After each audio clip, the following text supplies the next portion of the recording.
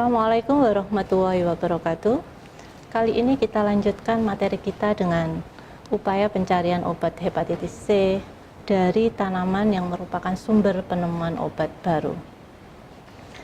Sebelum kita bicara tentang tanaman, kita harus melihat dulu bagaimana perkembangan pengobatan virus hepatitis C yang ada saat ini.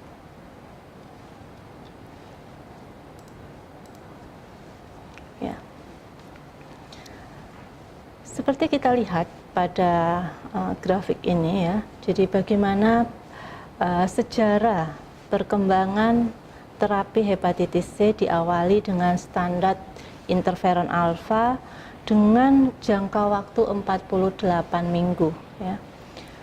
Dengan pengobatan ini tingkat kesembuhan hanya sekitar 7-11%. Kemudian perkembangan lebih lanjut dengan menggunakan kombinasi antara interferon alfa dengan ribavirin dan dapat meningkatkan kesembuhannya hingga 28-31%. Pada tahun 2011, plagilated interferon ya dikembangkan, kemudian dikombinasi dengan ribavirin dan dapat meningkatkan kesembuhan pasien sampai di atas 40%. Dipikirkan kembali perkembangan bagaimana obat terus dicari, kemudian dibuat suatu kombinasi 3 macam obat ya antara plagilated interferon, ribavirin dan PI, di mana dapat meningkatkan hingga lebih dari 70% kesembuhan dari pasien. Di tahun 2011, pertengahan 2011 ke 12 dikembangkan suatu obat yang disebut dengan DEE, Direct Acting Antiviral. Di awal digunakan kombinasi 3 macam obat antara plagilated interferon, ribavirin dan DEE yang dapat meningkatkan tingkat kesembuhan pasien hingga hampir 90%. Namun, masih banyaknya laporan tentang efek samping obat dan resistensi, sehingga perkembangan terbaru digunakan interferon free, yaitu tanpa interferon, tapi menggunakan 3 jenis obat, ya, kombinasi obat DEE, ya, Direct Acting Antiviral. Nah, dengan kombinasi ini dapat meningkatkan kesembuhan lebih dari 90%. Namun, meskipun tingkat kesembuhannya ini sudah tinggi, masih banyak sekali masalah dalam pengobatan hepatitis C. Beberapa hal antara lain akses yang terbatas terhadap obat yang ada. Kenapa akses terbatas? Karena obat-obat yang ada yang saat ini dikembangkan ini mempunyai harga yang relatif mahal, sehingga untuk negara-negara dengan income yang sangat rendah ini sangat kesulitan mengakses obat tersebut. Selain itu, faktor resistens, ya, resisten dari obat yang ada, terutama dengan beberapa genotype tertentu, sehingga tidak bisa mengatasi problem infeksi hepatitis C ini. Selain resistensi dan akses yang terbatas, juga dilaporkan adanya efek samping yang serius pada beberapa pasien. Dan tidak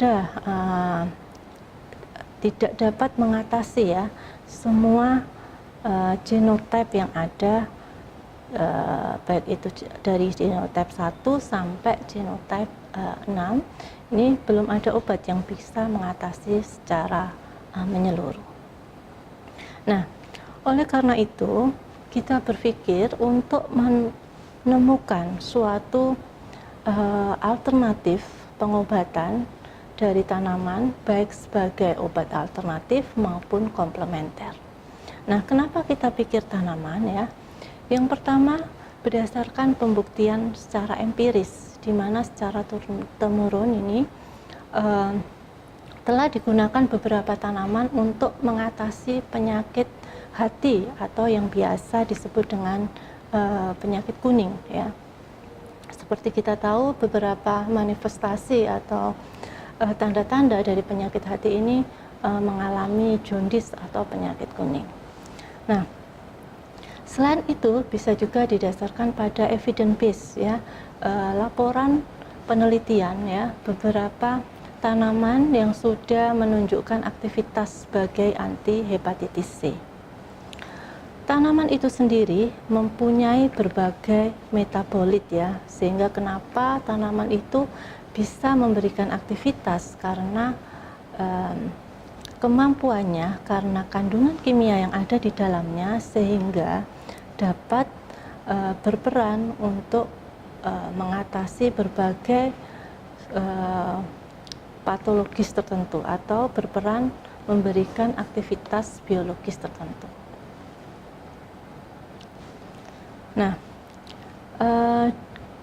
selain alasan tersebut ya, kita juga berdasarkan pertimbangan biodiversity, pemanfaatan kekayaan sumber alam di Indonesia itu sendiri, di mana Indonesia merupakan negara dengan biodiversity-nya yang sangat besar ya, sangat luas, di mana merupakan negara dengan kekayaan biodiversity yang terbesar nomor 2 di dunia.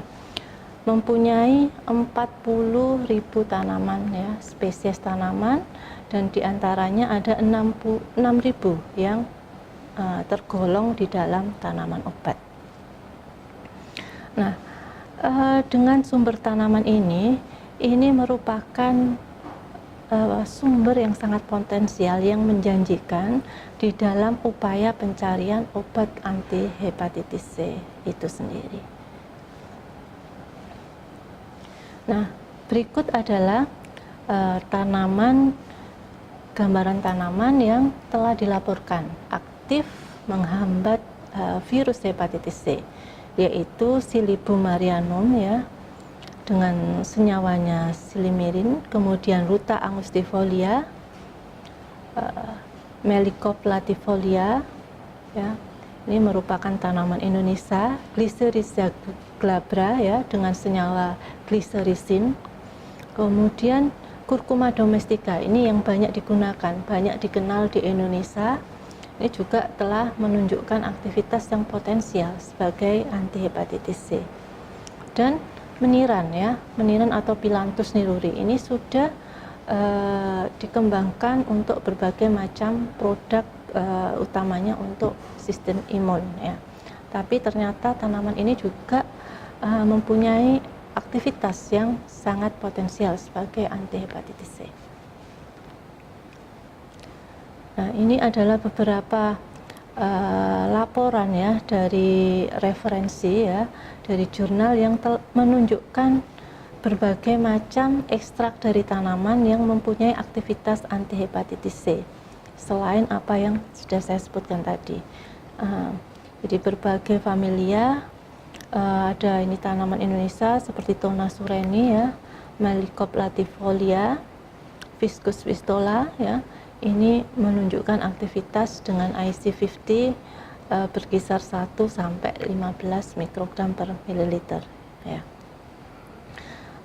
Dengan mekanisme hambat yang bervariatif ya. Ada yang menghambat pada entry, ada yang menghambat pada post entry, ada yang menghambat spesifik pada replikasi dari virus ya.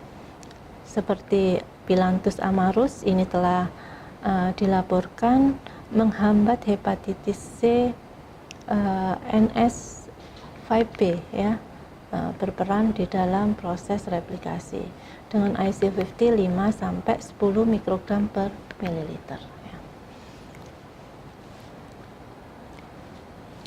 Sedangkan senyawa yang sudah banyak diisolasi ya dari tanaman, selain dari ekstrak kemudian dimurnikan lagi untuk mendapatkan suatu senyawa yang punya aktivitas yang lebih tinggi. Nah, ini ada embelin ya. Embelin ini diisolasi dari embelin tanaman embelia ya. Mempunyai IC50 21 mikromolar. Dinyatakan menghambat hepatitis C virus protease ya. Kemudian dari Ruta angustifolia ya, merupakan tanaman yang didapatkan dari Indonesia ini, mengandung calepin dan cyodenine ya. Di calepin cyodenine ini dengan IC50 1,7 mikrogram per mililiter dan 1,4 ya, menghambat replikasi dari virus hepatitis C. Dan masih banyak senyawa-senyawa yang lainnya ya di sini. Antara lain ada alpha mangostin, gamma mangostin ya dari Garcinia mangostana yang ternyata menghambat replikasi dari virus hepatitis C.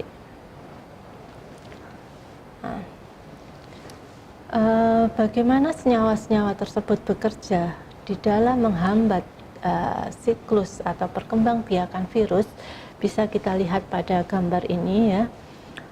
Mulai dari entry atau attachment ya, ada reseptor GAG, GAGs, glycosaminoglican ya.